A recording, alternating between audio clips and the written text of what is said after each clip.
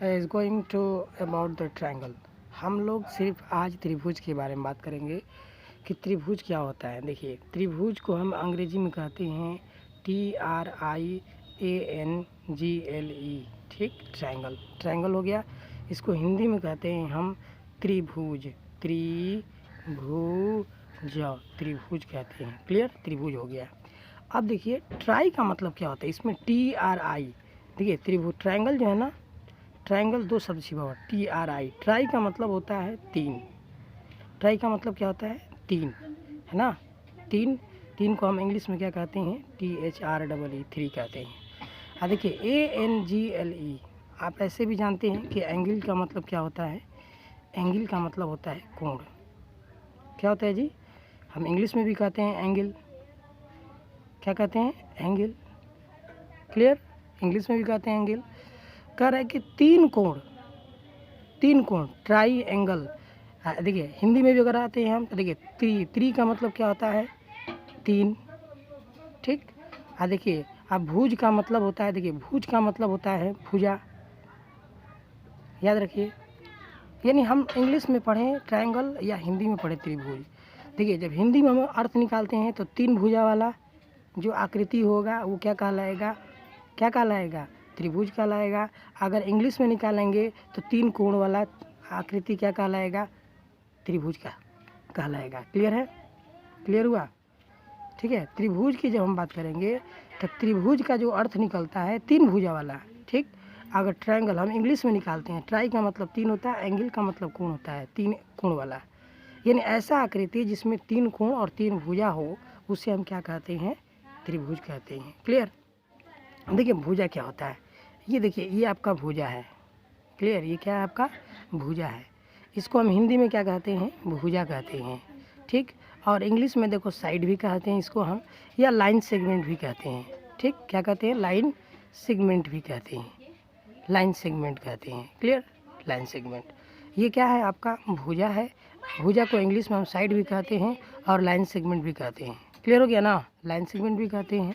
अब line segment होता क्या है, ध्यान दीजिएगा। लाइन सेगमेंट है, इसका जो लंबाई होता है ओरिजिनल होता है, यानी इसको जो है अनंत तक, यानी दोनों तरफ नहीं बढ़ाया जा सकता है। इसका ओरिजिनल लंबाई, इसका लंबाई क्या होता है, फिक्स होता है। क्लियर, इसका लंबाई क्या होता है, फिक्स होता है। ये आपका क्या है, जिसको भुजा कहते हैं और साइड भी कहते हैं और लाइन सेगमेंट कहते हैं।